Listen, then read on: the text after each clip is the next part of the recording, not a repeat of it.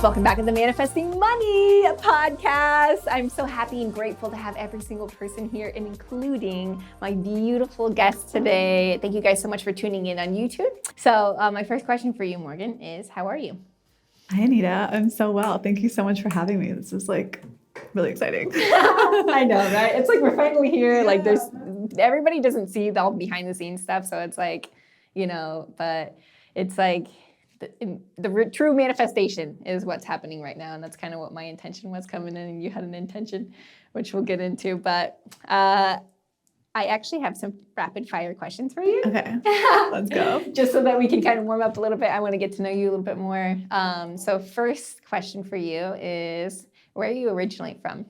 I was born in Michigan. Okay. Grand Rapids, Michigan. And now you are in? Now I'm in Tulum, Mexico. Okay, all my Tulum people, hello, let's go. Hey. Yeah, we're actually going there next weekend for our birthday, so I'm super excited. Yeah, it's going to be so fun. Okay, my second rapid fire question for you is, what is your favorite book? Ooh, my favorite book? Right now I'm reading the Magdalene Mysteries. It's like really incredible. A book actually I could read probably every year, and I do, is The War of Art by Stephen Pressfield. That book changed my life. And what's it about?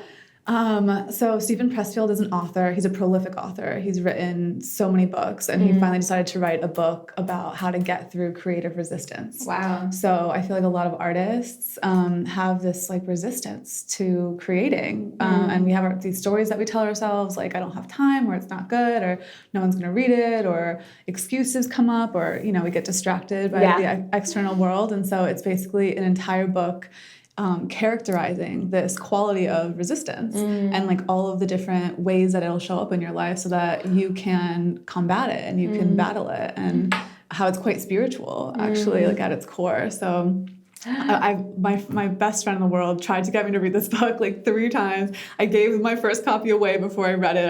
It was like resistance, like deeply manifesting. And then I finally read it and started writing, and that's when I really started my brand in like 2018. Yeah. Cool. Yeah. I'm gonna put that book in the show notes for you guys watching right now, because I'm so huge on you guys having resources, for people who are listening to this right now, that, everyone is listening right now for a reason. So it's like one of the things that we recommend. It's like, this is the time, y'all. And that book, I'll just say, like, you can read it in a day. Not that I recommend it. I recommend to like take your time with it, but like, it's not, we're sometimes daunted. I was daunted by reading this book even, and getting into it, but it's easy, and like, it speaks to your soul, and it like empowers you to really do what you came here to do. So yeah. Oh, yeah. Love it. My third question for you is, what is your favorite podcast besides the Manifesting Money podcast? My favorite podcast, oh my gosh, I'm gonna get flamed for this on the internet. I listen to Joe Rogan a lot. I think he has amazing guests, like Kelly Brogan, that episode, the Jordan Peterson episode. Like, I listen to him a lot. I listen to Manifestation Babe a lot. That's one I've been listening to a lot recently. Jordan Peterson's podcast, obviously, I listen to a lot. Okay, that's the one that you just talked about. You were telling me about him the other day? Jordan Peterson, probably. Okay. I think so. Yeah. Okay, I'm always adding to my list, so I need to know. Last rapid fire question is, when is the first time that you invested into yourself, and how much was it? Oh, these are good questions, Anita. I like this. Is I don't have ready answers for these. I'm so all about shifting when you invest in yourself. So it's so good. When I first, oh my gosh, I have an answer for this. The first time I invested in myself, and it changed my life, was a course, Embodied Feminine Leadership by Amanda Young, and she's like a mentor of mine. She's a hugely powerful woman. There's a lot of like divine femininity talk right now in the ether, on the internet. A lot of women coming up and building platforms around divine femininity, which is amazing. But this woman is like the OG. She's been doing it for like 10 years. Her course changed the course of my life, really. And I didn't have the money for it at the time. Yes, I did can we talk about that? Like a payment plan, and it was just I'm getting chills talking about it. Actually, it was in this random email that I was subscribed to this random list, and I saw her, and I knew I had to like be a part of her world, and so I put myself on her mailing list just from her website. And then she started her launch for this course, and I tuned into the webinar, and I was just like, I was so drawn to this material, and I'm like getting so many chills. Yeah, me too. Yeah, I love it. It changed my life. I had this like massive awakening and relearning of like who I was as a woman and just different ways of understanding spirituality and my energy, and it was hugely transformative. And there's a clear delineation between my life like before that class and after it. And I started working with her again recently, actually. She did a Mistress Mind, that I was in with other really powerful women, and so it was like a continuation of that work, but in like a business context. And always recommend investing in yourself, even if you don't have it. Like I swear I didn't have it at the time. That's what I tell people too. Like we were talking about how Manifestation Babe was the first person. That was that person for me. Yeah. Same thing. My whole life shifted. I wouldn't be teaching money mindset right now if it wasn't for me working on my own. Yeah. And I didn't have the money. And that's why I invested. Yes. You know, or else you're always going to be in a position where like you don't have enough money. Not now. Yeah. That's so true. So Morgan May. Isn't that funny that we have the same middle name? Like it's all in synchrony, and it's so true. Just like all the numbers that have been popping up with us lately. Yeah, I know. It's so good. Right. So I mentioned this in the intro, but we met on TikTok. Yes. Right. But obviously, there's so much I want to know more about you, and you're doing amazing things right now. Okay. But I really, really want to dive deeper into where you started, because a lot of times, especially we're on this spiritual trip, or not even spiritual, you know, just journey of life, and we learn so much, and a lot of people think that we've always had this intention to be this whatever it is we're doing now, but it never started like that. So I guess my question for you is, where did it all start? What was your original plan? Oh my gosh, my original plan was I was going to write a memoir. Oh. And so I was like, that's what I was doing. I thought like, when I read that, after I read The War of Art, I thought I was going to write a memoir, but then I kept feeling so called to go on social. But I thought that like me going on social and writing, you know, blogs and stuff, that was part of my resistance, because I wasn't writing this like memoir. And I do believe I have like several books in me, but I think my spirit, or like, you know, I was being drawn to put my ideas and my experiences like out there. And so yeah, with the TikTok thing, frankly, I was just in like TikTok K-holes all of quarantine and consuming the content, and so fascinated by it. Like I do marketing. It's like my previous life. I'm like in the transition. That's what I want to know about. It's the previous life. The marketing stuff. So I mean, yeah, I think like many people, I went to school for economics. And this is in Michigan? I've moved several times. Okay. So this was in New York. Okay. So I went to school for economics, thought I was going to be like my dad and work in finance. Oh, wow. And then I was working in finance, and I hated it so much. Like I hated it. But I liked the, analysis part. So I was like, okay, tried a couple different things, went back for psychology, then, you know, made my way into advertising, into strategy and advertising, and just like having, you know, a traditional career path, like wanting jobs, like different companies, different positions. I ended up moving to Denver to work in cannabis at a startup, and, you know, getting started with like formal marketing there.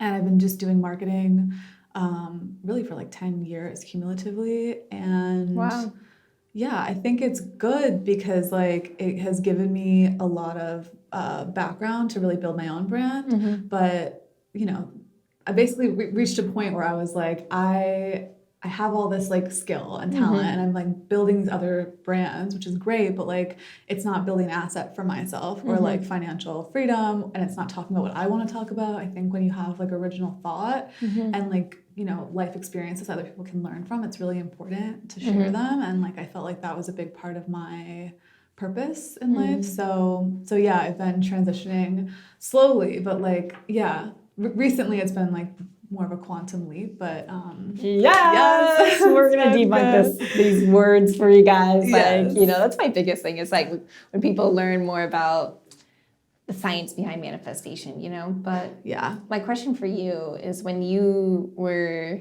going to school, how old were you when you were going to school in New York?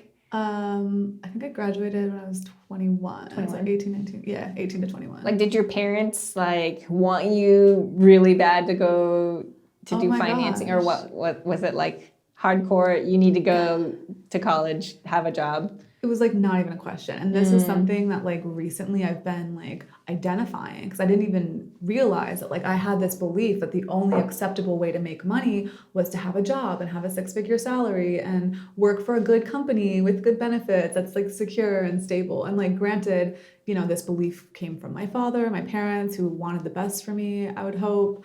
And this is their orientation. This is what my dad has always done. He's, you know, really built himself up in the corporate finance world, but he's always had a boss, really. And like, you know, never went off on his own. I seriously, the past 2 months have been trippy, like wild. But I realized that my dad is like an entrepreneur that never started a business, and my mom is an author that never published a book. And so I'm kind of this amalgamation of both of them, and like trying to, blow through a lot of things that I've learned, much like, you know, I think all of us on this journey into like becoming our greatest version. Yeah. So when you made the decision that you were going to go a different path other than finance, were your parents upset about that, or? My dad, so I really have a relationship with my dad. And he, I think he was really resistant at first, and he's still, seriously, like a month ago, he tried to like pitch me to like do wholesale like for a financial fund company, and I'm just like, Dad, like really just projecting a lot. But so I'm sure like it would be his dream that I was to follow exactly in his footsteps. But yeah, we got to break away from that, I think. You know? I know, it's like the biggest thing that it's like, you know, I think especially when you're coming from a smaller town, is that we don't see anybody else doing that or breaking away from what their parents told them that was, you know. My biggest thing was the military. I was telling you, like, that's why I joined the military, is because, you know, my dad just wanted me to see the options and everything. Like, he wasn't like, you need to join, but like in our eyes, it was like, this is the safest option. This is like the best route for you to go if you do go to college. And, you know, I was saying how my parents were so proud of me for being in the military. And I was going once a month, and here I am having my own business, and like, just, you know, and you really have to, like, I noticed for myself is that I had to really detach from their, it's so critical. not only approval, but validation, you know, whether I did or didn't have it. So it's like so true. And like, to anyone listening to, like, I didn't think that I had that so much. Like, I was like, oh, okay, I'm grown, whatever. Like, but I totally, even I'm 32 now, like, had this thing that I needed this validation from my dad or this blessing. And it's funny, like you said, like, I would have all these wins. Like, I'm on a PR list now, and I've been a podcast, like, you know, just like things are happening, you know, and it's like definitely like a purpose-driven thing and a soul-calling thing. But I feel like when people have, you know, their own contexts, it doesn't always register, you know, and so detaching, from that need for parental validation. I think like I've detoxed myself of needing public validation. Like, I trigger a lot of people on the internet, and I'm okay doing it. But like my dad, like, it was really a thing, like a parental, you know, archetypal thing, especially, I think when you're raised in an environment that, it was really rigid growing up. Like, we had to play an instrument, but it could only be like a string, a percussion. You know, there's like so many things that were acceptable and like not acceptable. And so just identifying them, first of all, because you can't get rid of a belief if you don't know that it's there. But like identifying it, doing that work, and then releasing it. Yes, that self-awareness. Because that's the work, right? Getting super clear on what the belief is. Like, a lot of people know that they're scared and they're worried or whatever it is, but they don't know why. Right? And I feel like that's a belief. So I know that you said that, and I've actually heard you talk about this on TikTok before, but that you have a really good relationship with your dad, and he set a really, really good example. And for the listeners, what does that look like? I mean, can you give us some examples of what your relationship with your dad is like? So it wasn't always good. Growing up, he worked a ton and was just like more hands off with the family. And then, you know, as I grew into adulthood, I confronted that with him because I wanted like an authentic relationship with him. And we did a lot of work and grew really close. And, you know, I think it's funny. Growing up is really funny, right? Like, I think I had a very different perspective of like the value that he brought to the family when I was younger, because like I wanted him around, but he was always working. And so I had this like, and my mom was resentful, and I was resentful. Now I know what he really like provided for us, for example. And so like my perspective, it's all perspective. Nothing changed in my family's history, except now I'm looking at it a different way. I'm like, oh, like he made a ton of sacrifice for the family all the time, like to give us a really privileged life, which by the way, both my parents grew up just like on welfare, like poverty. And my dad like built his way up, like clawed his way out of this situation because he's so smart and like driven and ambitious.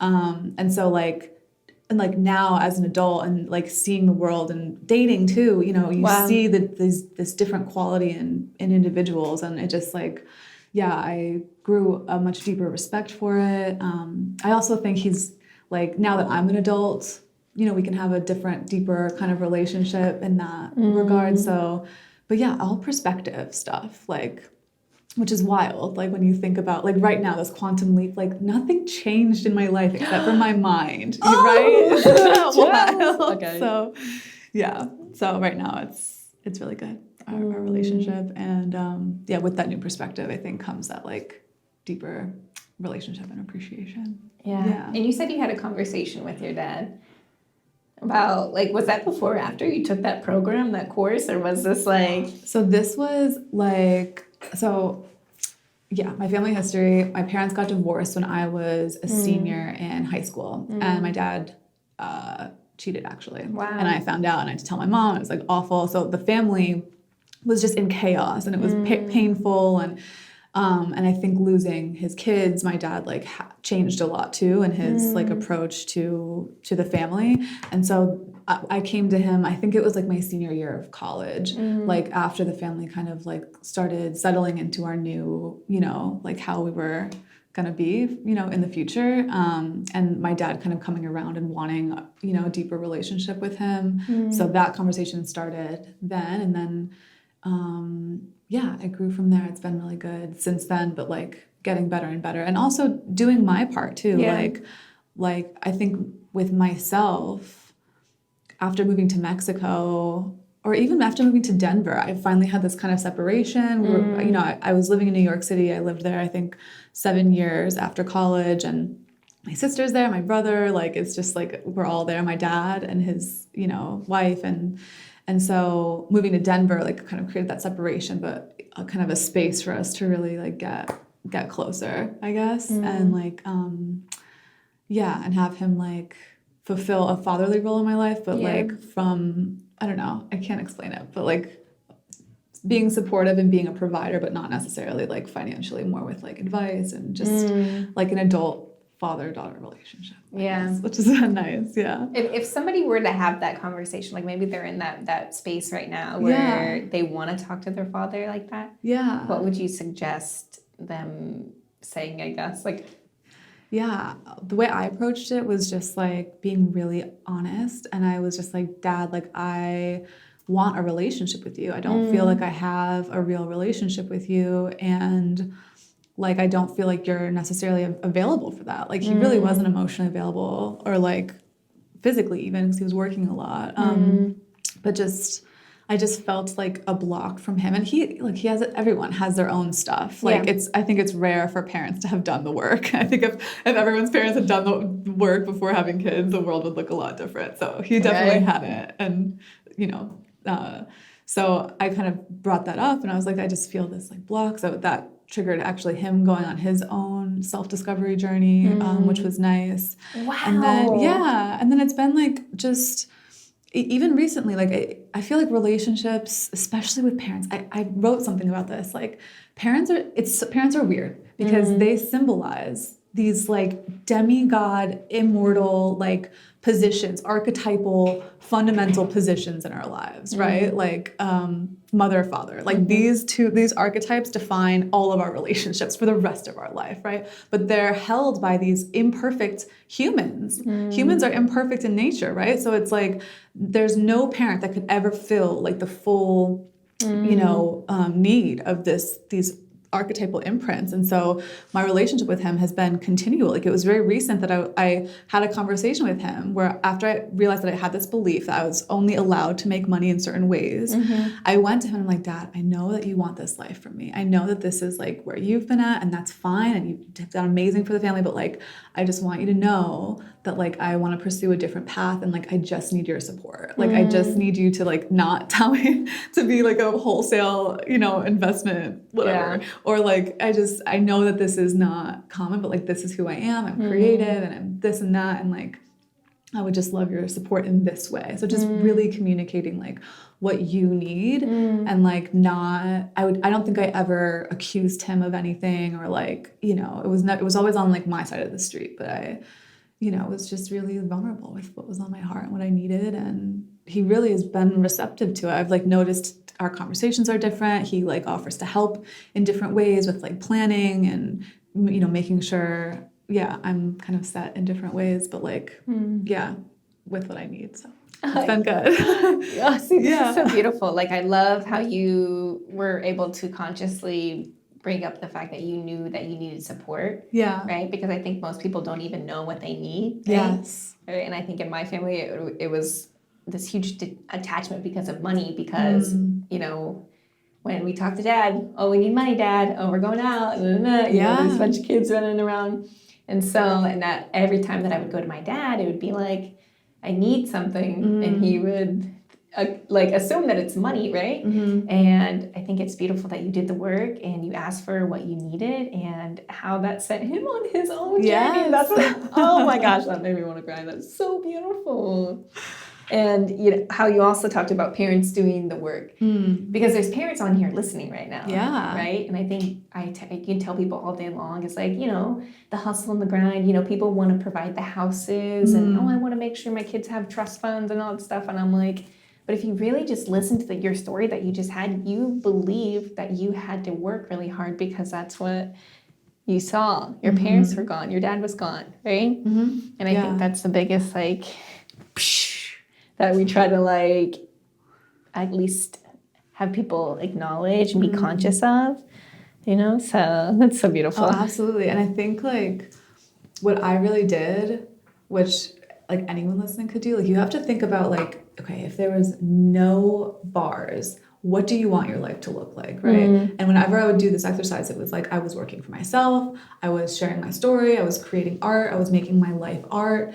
And I cannot do that if I'm working for a corporation that's paying me six figures. Like I can't do that. And so I had to be like, okay, like if this is where I want to go, everyone in my reality, and the most important like weight in my reality, like my father, the one I would always go to for career stuff, money stuff, like whatever, is not there. Like that's not where he is or where he's ever going to be necessarily. Like he's always had a boss. Like even he's like a CEO now, but like he has a board, and you know they brought him. You have to be really careful with who you like go to for that support. And if you can't, because I realized I can no longer really go to my father for that, which is why I reached out to you, because I was curious about maybe like looking into coaching or something that would get me to that goal. And like it can be sad sometimes. I've always gone to him, but you know, if there's that disconnect, then you have to be like, okay, well, what are the boundaries, right? Like what can I go to him for? Like maybe it's financial planning of some sort, or like debt stuff, or, you know, like stuff that he is good at or can help with, or maybe it's just emotional, or maybe, you know, you have to kind of like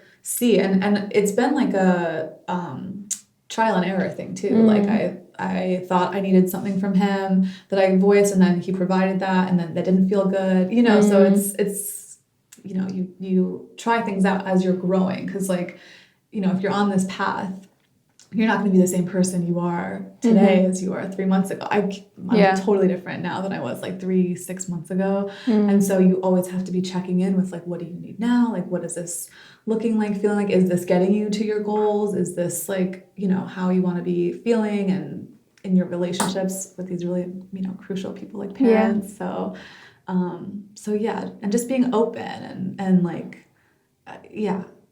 my dad like loves me, like, you know, I know that. And so I know that like I feel safe or like heard if I go to him and like communicate something like that, and that it could be an ongoing.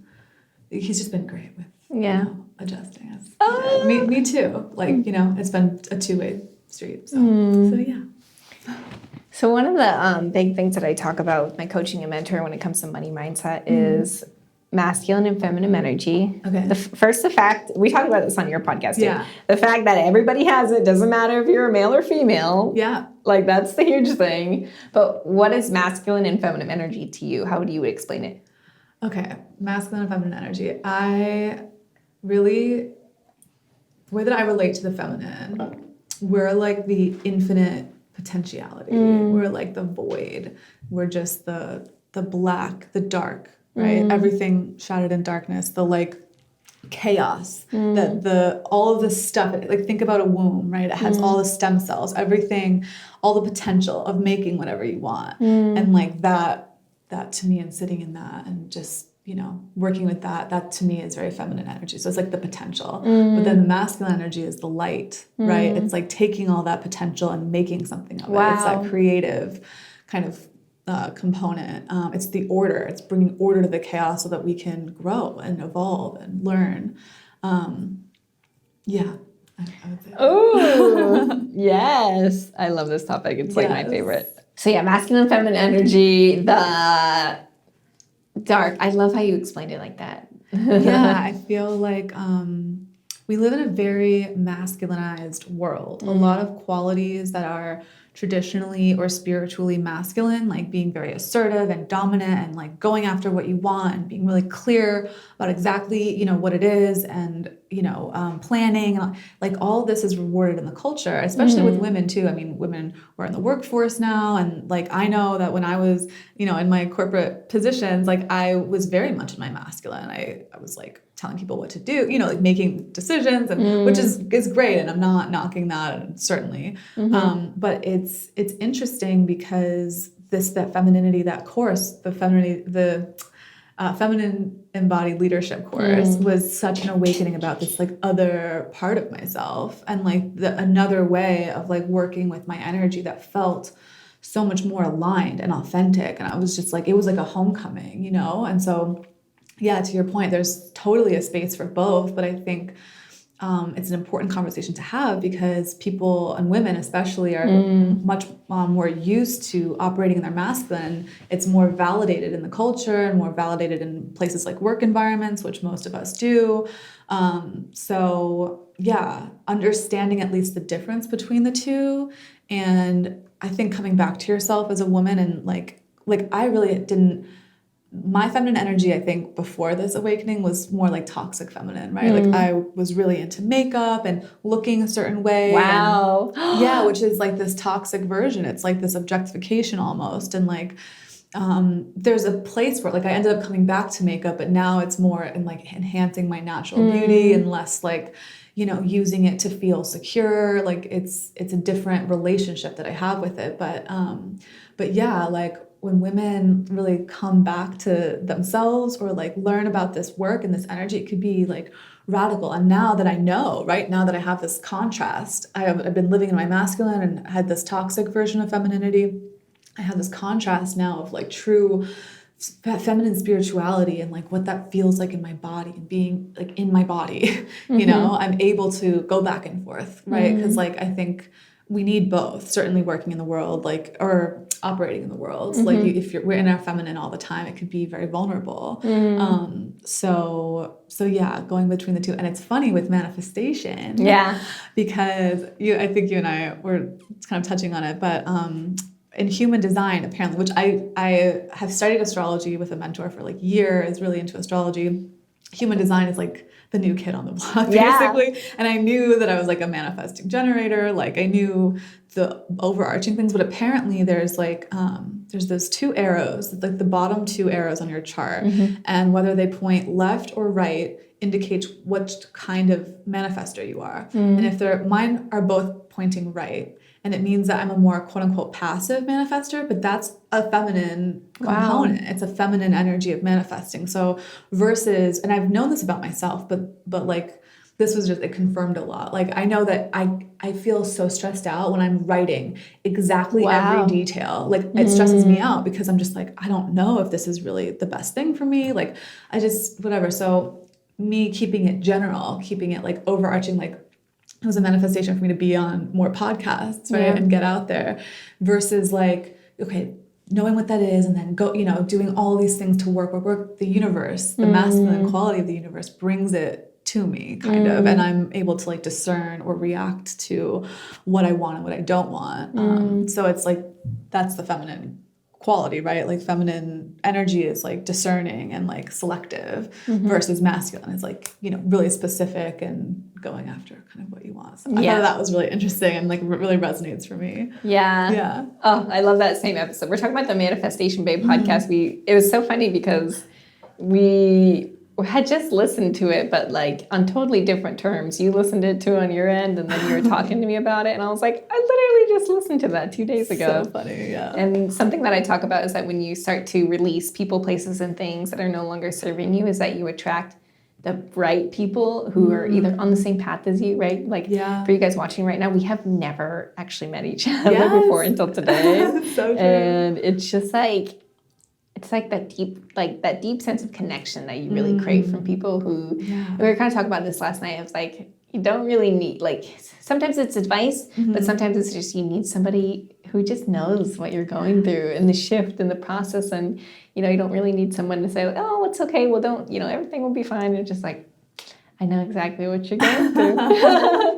No, it really is this like deep, like, yeah, I completely agree. And it's funny, like once I released, because I was in New York for so long, wanted to move to Denver, work in cannabis, like I needed a break from the city, it was too crazy. Then I missed home, wanted to settle down closer to family and friends, moved back, and I had this like dream that I was like gonna be back by my family, by my home, and then the pandemic happened. Wow. And so I was just in New York, living in isolation for like 9 months, losing my mind, but like I didn't want to move because that was my dream. That's what I wanted, right?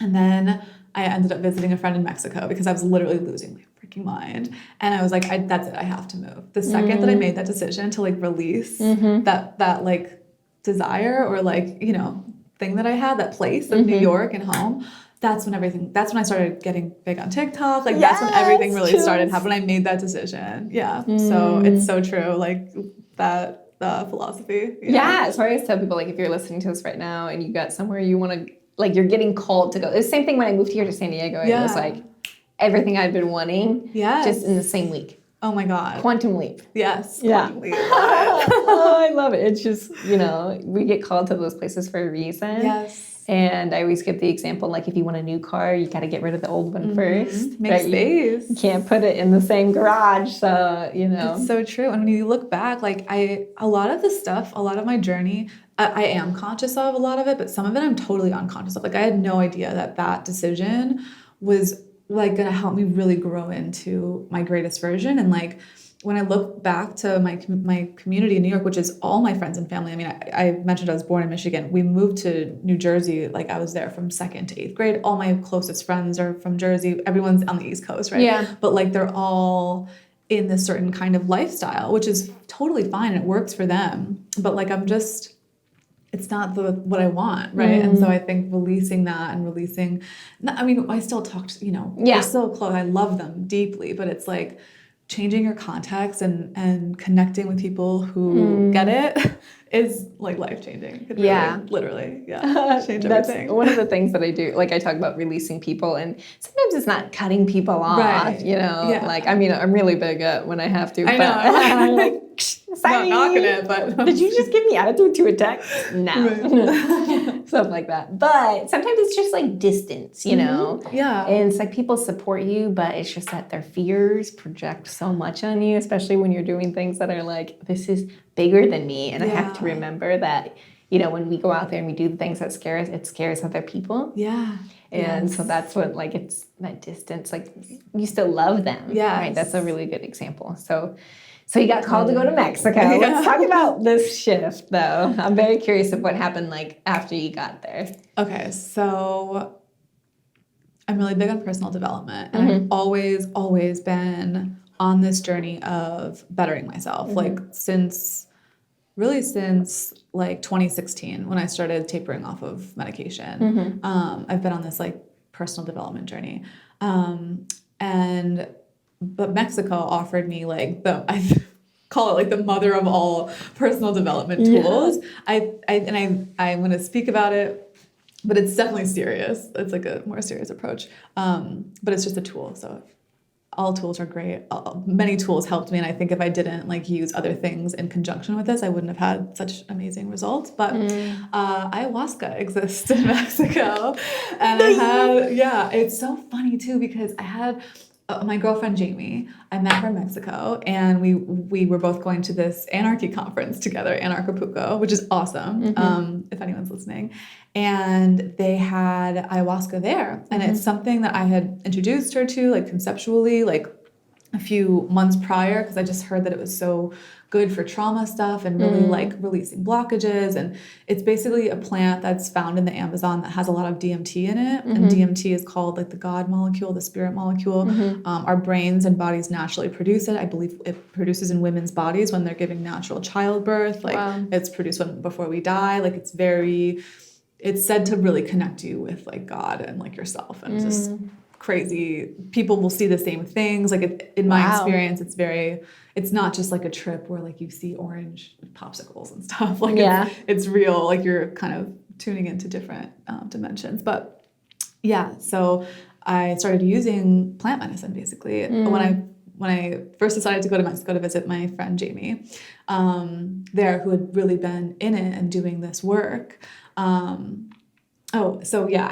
told her about it back in like 2018, but then I decided not to do it. I was pursuing like a different path, and like, but she kind of stayed with it. And I think you and I were talking about this before, like, my friends will sometimes repeat back to me advice that I've given them, but like, you know, if I'm in something and I can't see it because we have the subjective reality, like keeping close friends in your life to kind of reflect that back to you is so important. So that's what I kind of feel like was happening with this relationship. So yeah, I basically have been doing ayahuasca about once a month. I took a few months break, but also during this time, just a lot of scripting, manifestation work, meditations, getting really clear on like who I am and like releasing old beliefs and things like that. And recently, I did a back-to-back ceremony, so Friday night and Saturday night, which is like the first time that I've done a double like that. But it said that when you do doubles like that, you can go just so much deeper the second night. And my intention for that ceremony was to quantum leap into the most loved, prosperous, fit version of myself.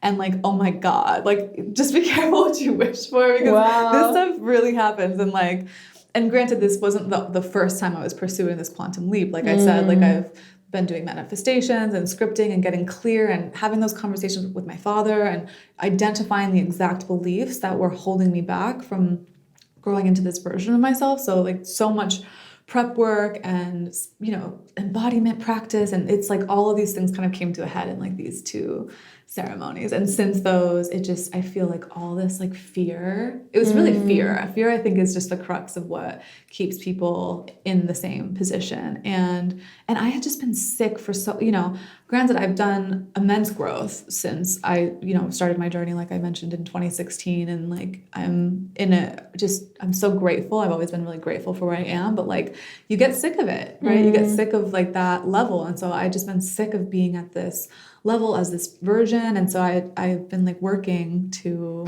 blow past it. And in this ceremony, this plant really helped me, I guess, with that last like push. And you even said it too. You were like, oh, the photo with the guys digging and digging. Where they're digging. Yes, that's my favorite. I swear, that's exactly what I felt like after especially Fridays. I was just like, oh my God, like it's happening. Yeah. So. It's kind of, it's like one of those things like you were talking about before, that it's like, it's crazy that this is happening, but at the same time, it's not. It's not, because it's what you've been working for. Nothing really changed. It's wild. That's like the biggest thing with quantum leaping is like, how would you explain what a quantum leap is?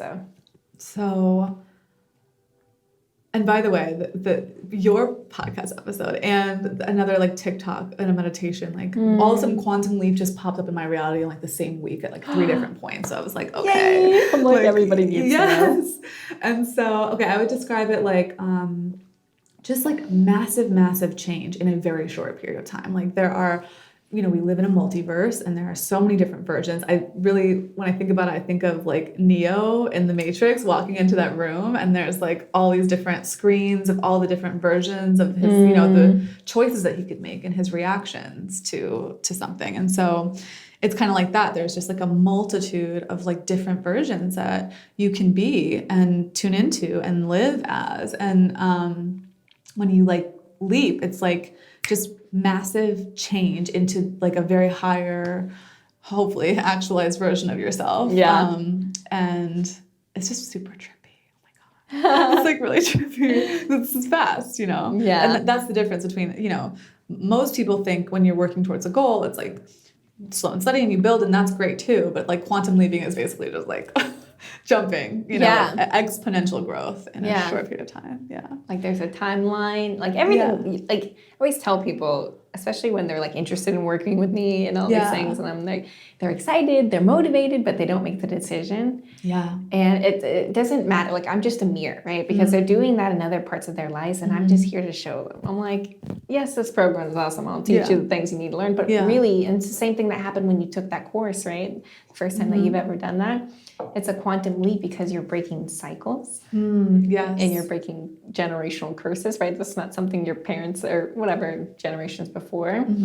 And, we think that it's us investing into a program or maybe it's a new team member, whatever it is, right? But it's really stepping into that version. If I already had the money or if I already had the lifestyle, if I already had the relationship, would I do this? If the answer is yes, find a way. If it's not, then let it go. Yeah. It's so simple. Oh my gosh. That's such a good way of putting it. Yeah, I love that. Yeah, so one of my other questions for you, obviously about TikTok. Yeah. Can we talk about the story of like how you blew up, I guess? Yeah, sure. So, like I said, I was in quarantine in like several TikTok K-holes, just like fascinated with this app because like my marketing background, I obviously studied social media, studied growing businesses from a marketing lens. And this was like the first app that was developed that had such an insane reach potential, like an insane amount of people that you could talk to per piece of content. Like no other app had been designed like that. Like with Instagram, you only really saw the content of people that you subscribe to. So it was a big hashtag game. And it's also really hard to compete. It's 100,000, like minimum 100,000 to get any traction. So I was really compelled by it, just kind of like my strategy marketing brain.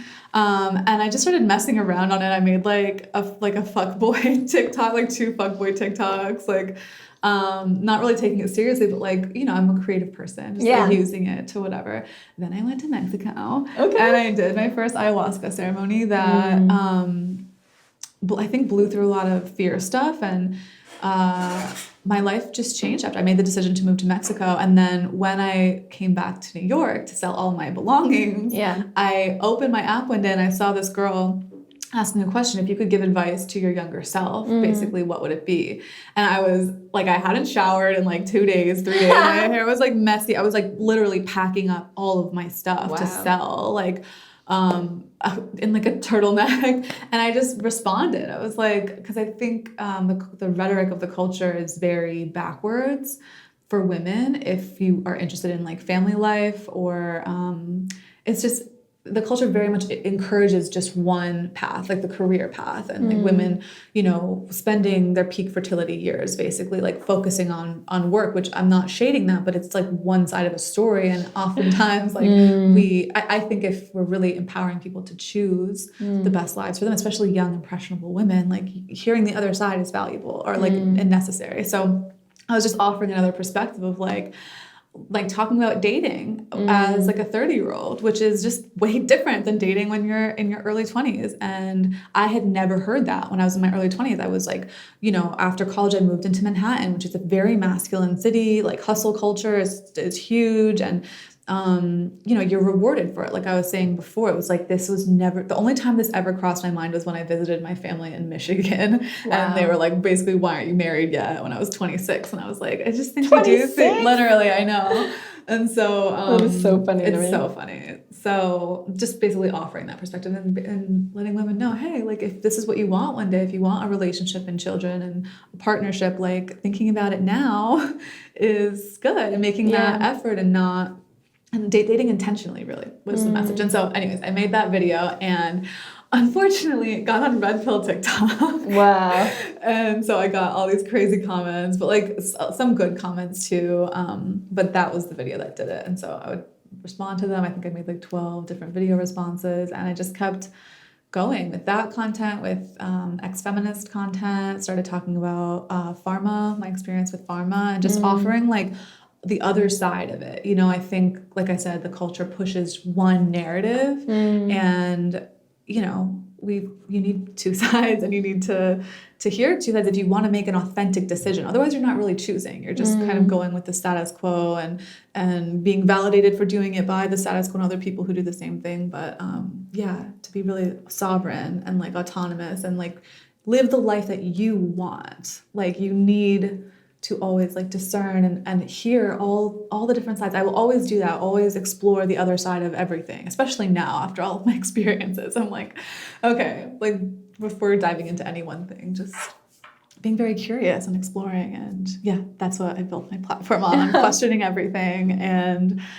just exploring different perspectives on common cultural like trends and narratives. Yeah. It's funny because like in my eyes, especially with like this topic, you're breaking cycles, right? It's like we see everything one way until one person says, nope, this is different, right? There's another option. You can actually do, you know, and totally. Again, it's that kind of that connection of like, oh, somebody else says this is okay, right? Even if you don't know them, you know what I mean? It's like permission almost, totally. And I get that a lot too. Like a lot of women will comment like, oh my gosh, like I've thought this, and I like talked to, you know, one person about it, but like it gives them permission to question it out loud or to think about it out loud or to break, you know, like you said, generational things like that we sometimes are made to feel guilty or shameful for breaking. Like I can't tell you so many times, and it's hard too, like especially with feminism, right? Like everything in my life has always been for women. Like I'm so pro women. In fact, that's why I consider myself ex-feminist, because I don't really believe that the movement today in modern day is pro-feminist. But it's so hard because a lot of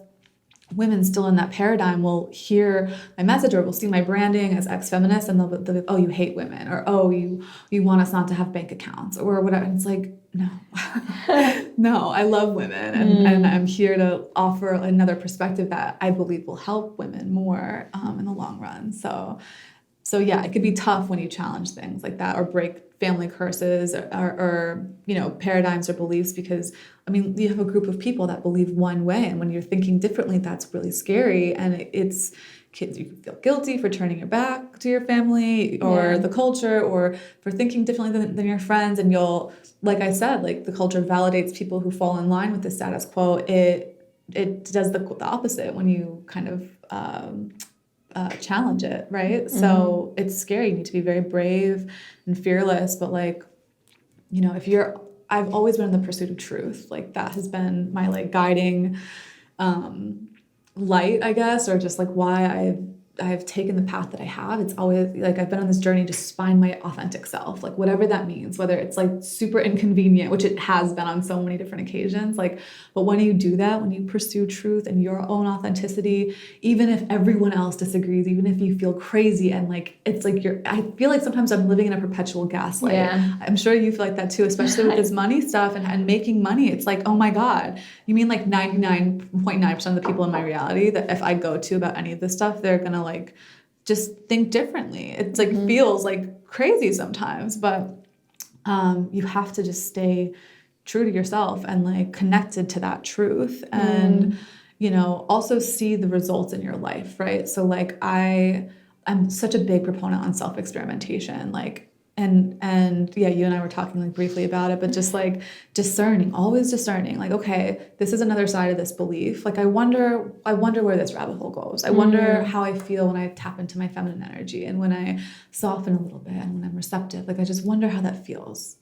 and like, you know, going there and not being afraid to experiment and finding out for yourself. Like I talk about this with veganism a lot too. Like I get so many vegans on my page saying that I did it wrong and that I hate animals. And I was like a vegetarian vegan for 20 years. Like the majority of my life, I didn't eat red meat at all. And so, and what I tell them is like, I just experimented. It was like the most inconvenient truth. When I looked at meat, I got sick. Like, and it took me a full month to build up to eating red meat. Like I had like a fear reaction when I was like, my friend offered me part of her burger because she knew I was trying to eat red meat again. And I like thought I was going to vomit and cry at the same time. And, I just built myself up because I knew I owed it to myself to try it. Because it's like the one thing I hadn't tried. I was feeling so terrible. And guess what? I tried it and my body felt incredible. Wow. And like I've just been slowly getting healthier and stronger. And so it's like, I just know that because I tried it. And if I had listened to the cultural rhetoric and to the vegan dogma and all of it, I wouldn't have healed my body. So with all of these things and manifestation and all of it and designing your life, making your life art, like becoming your greatest, most authentic version that feels the best you could possibly feel every day, you need to be brave and just fearless, really, and like experimenting and doing things that are maybe opposite to what you've learned or what your parents want, what the culture wants. Like all of that other stuff is all noise. Like you know, and sometimes you don't. And so you try it out and you see, you know, what you feel best doing. So yeah, I always tell everybody that your body gives you the answers.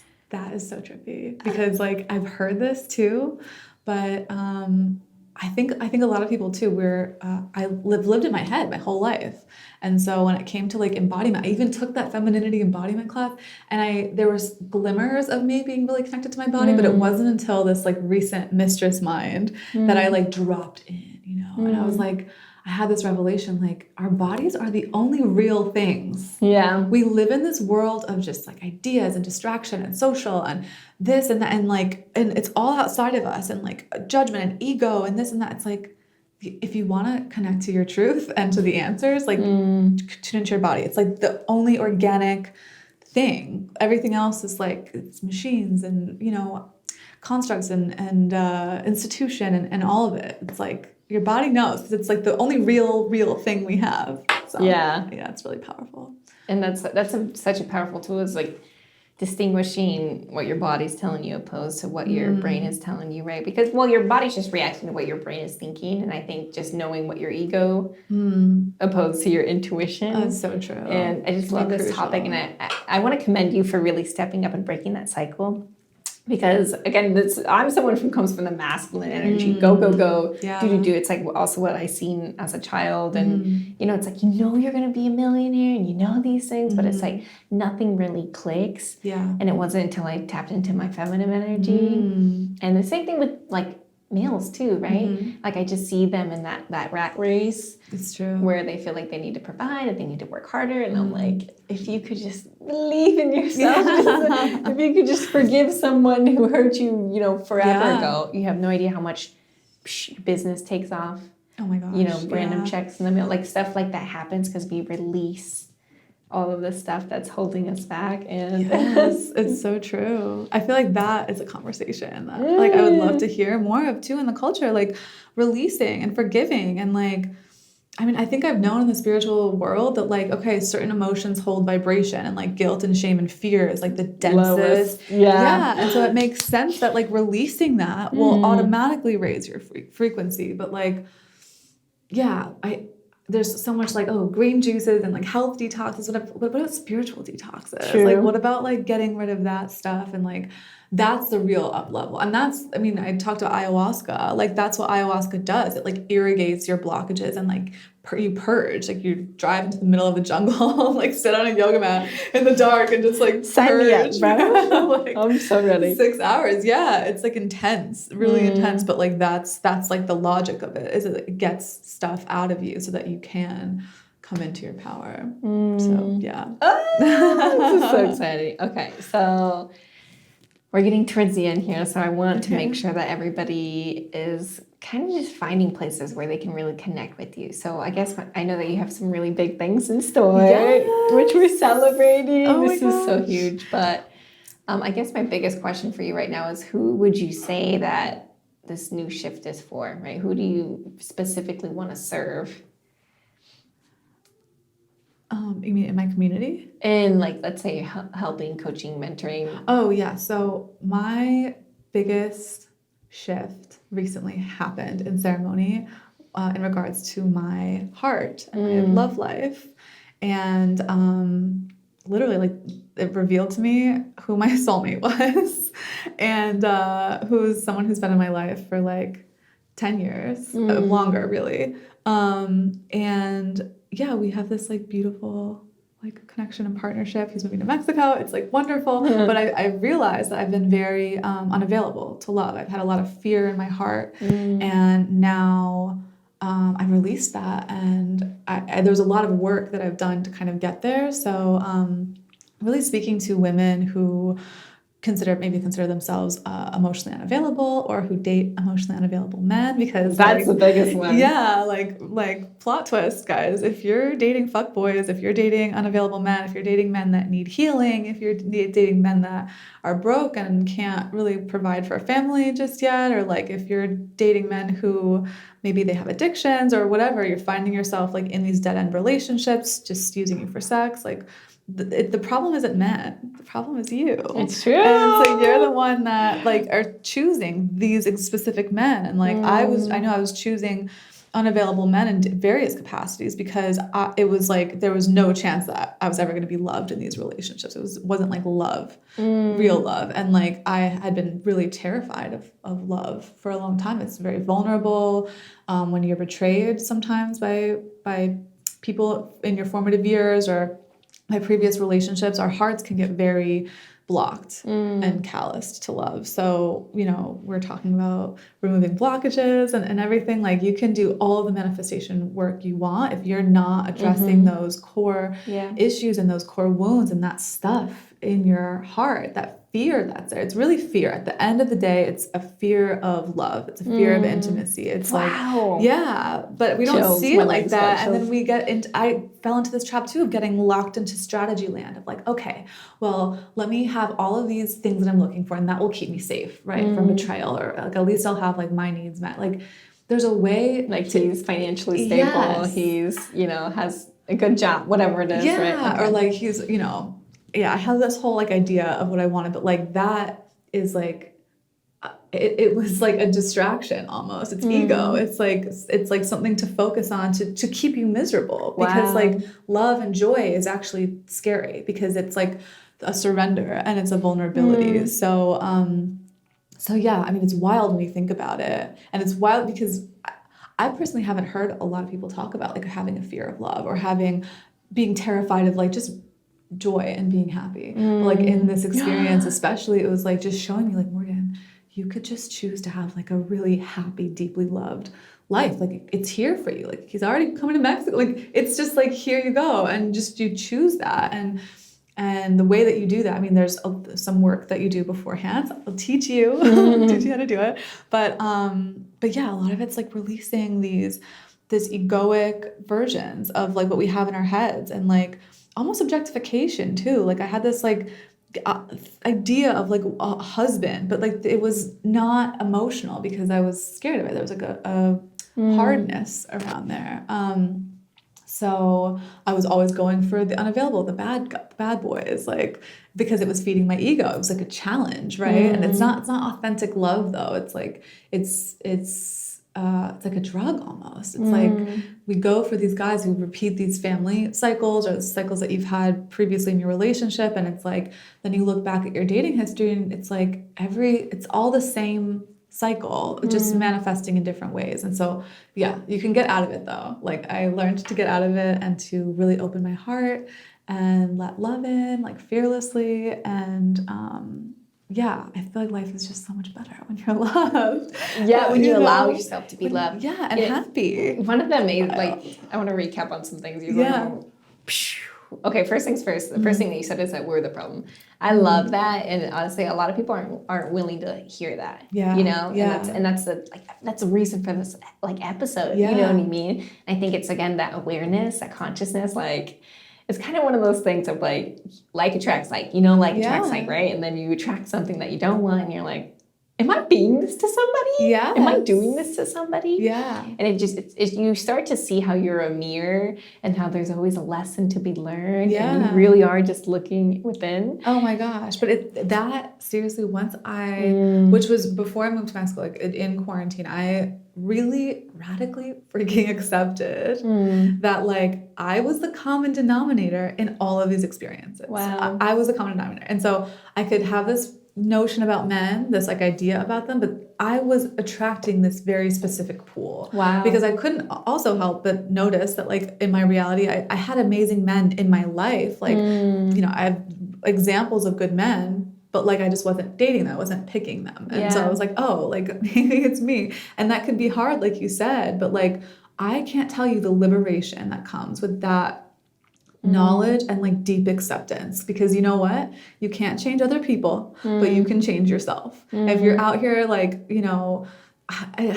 I'm reminded of this like trend on TikTok, like, oh, is the bar so low for men that it's like you're putting the bar there. Yeah. Like that's you, especially as women, like we're the ones that like set the logic and like, who comes in and who doesn't. And so like once you radically accept that like you are in control of everything in your life, basically, and like you're able to change things and do the inner work. And even like right before this experience with ayahuasca, my heart was open, and now I have this like kind of beautiful partnership. Hang on, I just had it. Well, one thing I was going to say, I wanted to go back to is that is the fear of love. I remember. Wait, so I was like doing all this dating and in the external world, and I just paused. I was like, you know what? I need to go inward, right? I need to do the internal work first, and like not just focus on the dates and this and that and like the strategy of it all, like really doing that inner work. And the minute that I committed to that and like going inward and just working on myself and like what I needed to and like my own heart stuff, like that's when that quantum leap happened. And so yeah, I hear too in the dating world, which it's so valuable too. And this is definitely not knocking it, but like, the boundaries to set with men and how to be on a date, that's all really good. But if you have that and no inner work, like it's not going to be balanced, and you're still going to be attracting the same kind of guy, which is what I was experiencing. And the second I stopped and like did that inner work, then I had that. Right. Like what's the use of setting the boundaries if you're still attracting the right person? Exactly. I was like, this is not efficient. Then we should close up shop. Not go on any more dates, and I'm just going to go inward and do like what I need to do internally. Yeah, and the last thing that I want to touch on is that you said a lot of people have a fear of love. Yes. And I think that's, like, I specifically coach and mentor on money, right? And everybody thinks that my programs is like, this is how you hustle, grind, get money, whatever, you know, or there's a specific manifestation hack that's going to do it. Yeah. Nope. And it's all about building a relationship. And I always say, build your relationship with money. Yeah. Like somebody, you have a really healthy relationship in your life. And then they don't have anybody to look at, right? They don't have those healthy relationships either with themselves, with their family. And it's like, so me, I specifically worked on my money relationship first. And then I started to realize, oh, my family, the people around me, and it's just like, wow. Yes. So I think unconditional love is like something that, you just kind of have to have for yourself first, and then other people. I think it's like one of those things that's not really touched on the surface, Oh, for sure. Yeah, self-love, I mean. Yeah, but I think it's the same thing. Like if you have a fear of love, loving yourself. Like I've been on all these, I've read the books, done the affirmations, like did all the self-love stuff. Like, until I addressed this fear and this block, I wasn't truly loving myself. But actually, I'm just thinking really in like crystallizing this journey in the past 3 months. Like once I talked to my dad actually, and I was like, this is who I am. Like I want to own my own business, and I want to help women and like put my story out there and write and whatever. And like detached from that was a huge act of self-love, and like really like seeing who I was and like not denying it anymore, or trying, oh, maybe I'll take this job temporarily, or like, like all this stuff, or maybe I'll just pursue this path and like my dad will be happy, or like, it'll be more normal because like all my other friends have good jobs. Like, once I kind of like released all of that, and I was just like, no, Morgan, this is who you are, and this is what you must like work towards. That is like self-love, right? That's like really honoring and accepting yourself because you're matching it with action. It's not just the affirmations, right? Once I did that, then I think I blew through the fear stuff, and then I really manifested like love. See, this is the work that people need to do. It's so true. Oh, okay. Well, our team is so huge on intuitive action. So this is actually, again, I mentioned it in the intro, but this is our first live interview on our Rebrand podcast, right? Even though we still have the same audience, we just changed the name, we changed the colors, we changed the pictures, but I'm like, this is a whole new birth, a whole new audience. And I really want to connect with people who are ready to take that leap. And I think if this is somebody's first time investing in themselves, like one, that is already a quantum leap because you're breaking those generational cycles. But I just really love to get people to take action before their ego talks them out of it. So we have a specific promo for our listeners here for your program that's coming up. So I think, what is the day that it's coming out? So this will be out on the 5th or 13th of September. Yes. So, I believe it's the 21st, we said. Okay.